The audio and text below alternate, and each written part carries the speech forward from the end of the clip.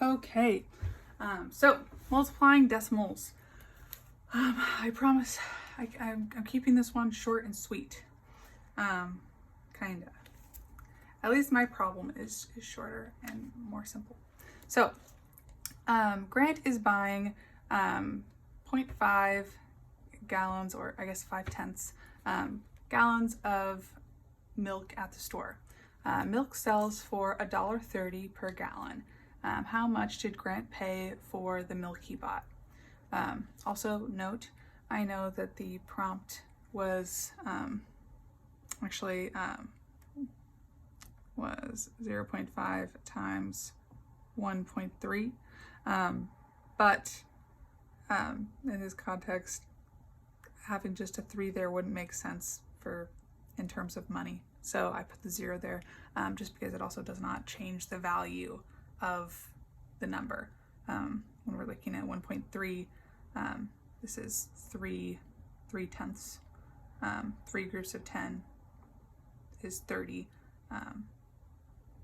So anyways, this 0 isn't changing the value of the number. So yeah, anyways, let's get into identifying our M and N values. So M times N equals P. I want to find out which are they. So how much did Grant pay for the milk? So we're asking for our money. So here's our similar terms. We want to find out how much money did Grant spend buying half a gallon of milk if each gallon sells for $1.30. So that means that our p-value is going to be our pay. Our n value is going to be our, I'm just going to write in black, 1.3 that we discussed, because it's the same unit, and then, same describing word, I guess. And our m value is going to be our gallons, because there is $1.30 for each gallon of milk, and we have half a gallon. So 0.5 times 1.3. Now, the best way I can, the most common way that people recommend approaching decimal multiplication problems is to multiply the numbers as if the decimals are not there and then add them in at the end. Which, using the array method, somewhat does that, you could say. But basically, we're going to be using the array method and talking about, I was trying to avoid putting them in fractions, but basically we have, this number is 5/10. So 5 groups of 1/10. And this problem, or this number, 1.3, so here we have 3/10. And 1, if we're sticking in terms of tenths, is just going to be 10/10. So 10/10 plus 3/10 is how we can describe 1.3, which will give us 13 groups of 1/10. So,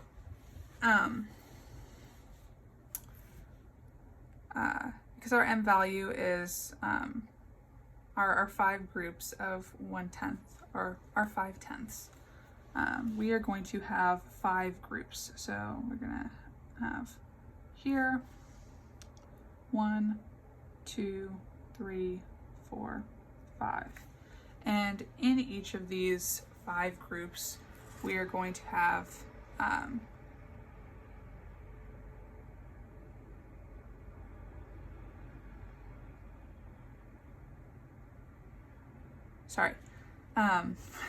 in each of these 5 groups, we're going to have 13 tenths. So you'll notice I divided my array as a 10 by 10 grid. So there's 10 sections here and 10 sections here. But because we have 13 tenths, this is 10 tenths, so that's going to equal to 1. That's going to equal to a whole. We actually go beyond 10 tenths, which is why I drew them in kind of the, dotted to show you that it's the starting the next whole number, I guess. So sticking with pink, 13 tenths. So what we could do is highlight 5 groups of 13 tenths. I'm just going to do these very quickly.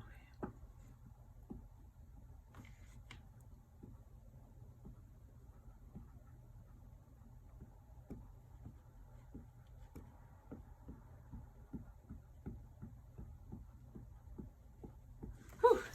Okay. So, noticing that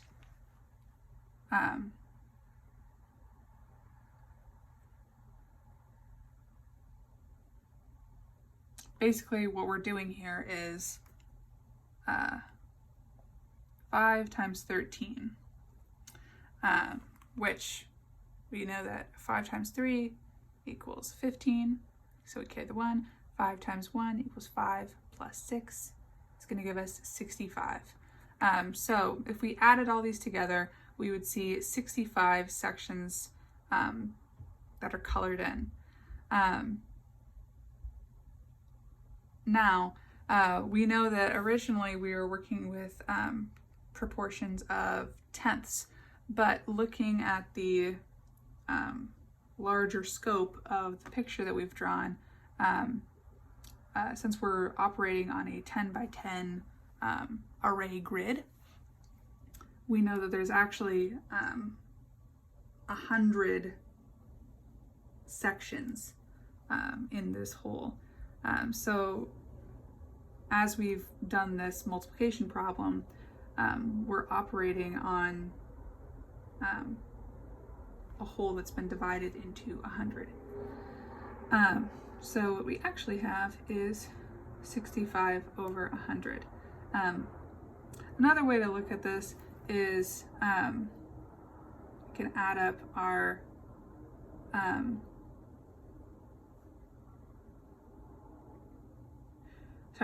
we can add up our groups of completed tens, I guess, our maxed out groups of 10. So we have 1, because there's 10 shaded here, 1, 2, 3, 4, 5. And then looking at these, we have 1, 2, 3, 4, 5. So we know that 2 of these sections will make up another group, giving us 6 groups completed with 5 additional sections. So 6 groups and 5 additional sections will give us 65, and then out of our entire scope, actually not including these, will give us 100. Another way you could look at this is, if I'm not going to do it, but if you could move this highlighted portion and put it up here, would also be a good visualization of basically what we're doing. So that's using the array diagram. And we can also solve this this problem by changing. We have 0.5 times 1.3 equals what? We can solve this by changing into fractions. So we know that 5 tenths is what we have here. And then times, we discussed that we have 10 tenths plus 3 tenths, so we know that we have 13 tenths is equal to what? And we can divide, or not divide, we can multiply across. So we can do 5 times 13, it's going to give us 65 as we did up here, and then 10 times 10 equals 100. So this process shows you mathematically what we did over here, I guess. Or this is a visual representation of the math that we're doing here. That's more accurate. So moving on to our explanation as to why we shift over place value. So we know that in actuality we're not doing 13 times 5. We are doing 0.5 times 1.3, or 5 tenths times 1 3/10, which is going to give us 65 hundredths. There we go. So our explanation as to why we do this boils down to place value, essentially.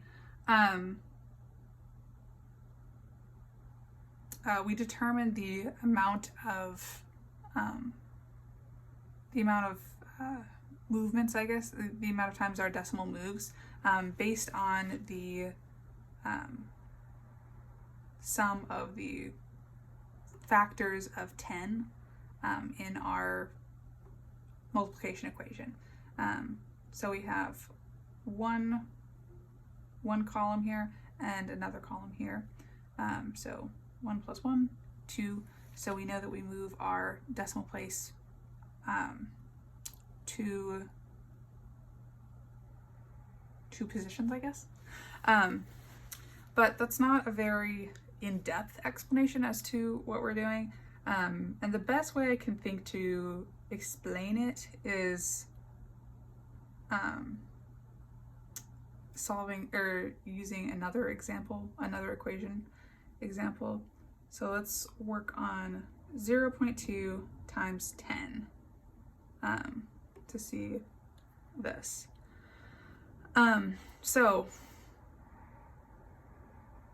one way we could look at this is 10 copies of 2 tenths, which would give us 20 tenths, because 2 times 10 is going to equal 20. So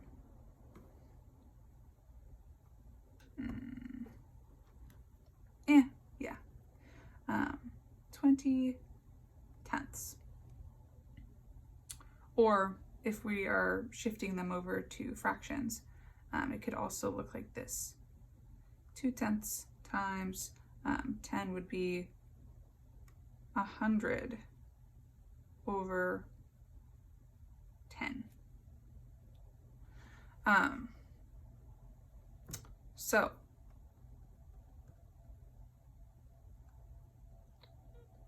actually, I'm going to come back to this explanation and continue with this one, and then I'll come back to that one. So moving on, so if we write this as fractions, 2 tenths times 10 would be equal to 2 over 10 times 100 over 10. And that we could simplify. 2 times 100 would give us 200, and then 10 times 10 would be 100.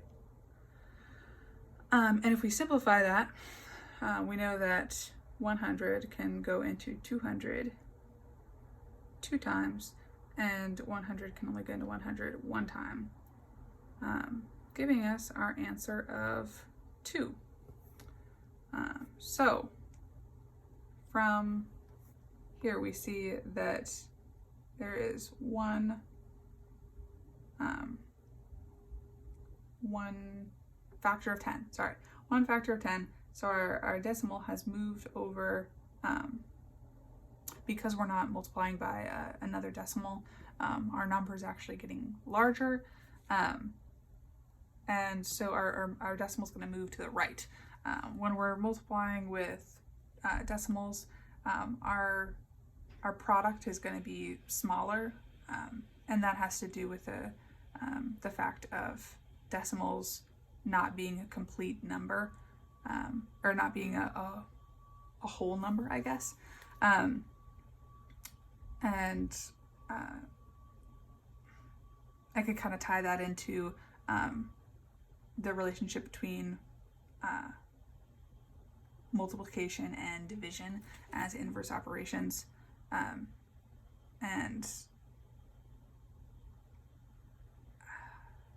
how we can basically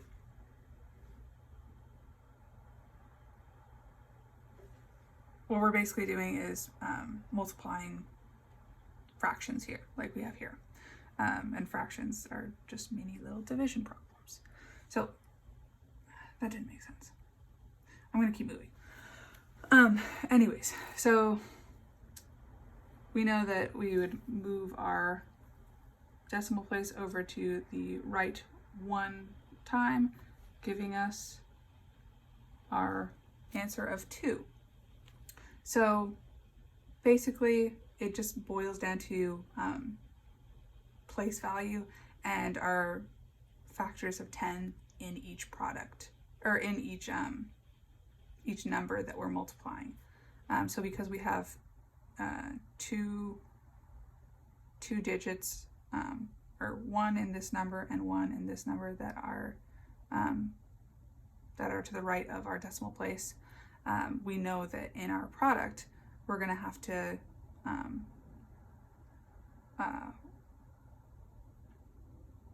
play that into our product by moving our decimal over 2 place values. Yeah. Okay, now back to this explanation because I liked it.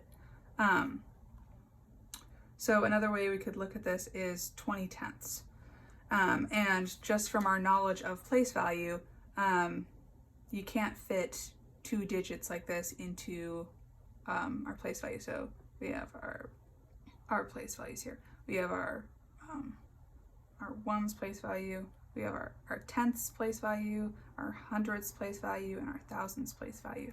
So if we have 20 tenths, that should go in this column right here.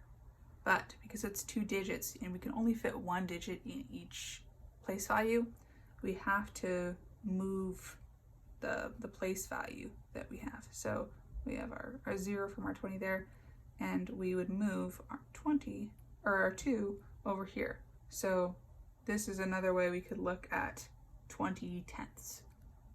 But in actuality, it's 2 whole groups of 10. I think that makes sense. That one was a way, I should have just stuck with that one. I'm sorry. But anyways, relating this back to this problem, we have, I'm sorry, my voice also keeps cracking. I've been talking a lot today and it's exhausting. 0.5 times 1.3 equals 65 hundredths. So 5 tenths times 13 tenths is going to give us 65 hundredths, also because of place value, because we have 5 tenths times 13 tenths. 65 is not going to fit in this one place value right here. It's going to fit in 2 place values. So we're going with the last place value that we write is the, what's that rule? I was gonna sound really cool just then, and I totally forgot it. Oh well, okay. I forgot it. I can't believe I forgot it. Anyways, 5 times 13. It can't fit into one place value, so it has to be over here, giving us 65 hundredths because we're ending in the hundredths place value. I know it's here. It's gonna bother me if I don't bring it up. Number concepts. Inclusion. The last counting number corresponds to the number of items in a group. This is, okay, that's not exactly it, but I don't know. I thought of that when I was thinking of this, because like it's the last place value, so that's the term that we're going to be using when describing the number. We're not going to say 65 tenths because we're not ending in the tenths place. Oh, sorry. We're ending in the hundredths place, so we're going to say 65 hundredths, if that makes sense. Okay, I'm sorry. This was a really long final. And now we're done. Because I think I met all of my objectives. So have a wonderful winter break, and I enjoy this course, and I look forward to having our next course. I think I'm taking it spring quarter. So I'll see you then. Okay, bye.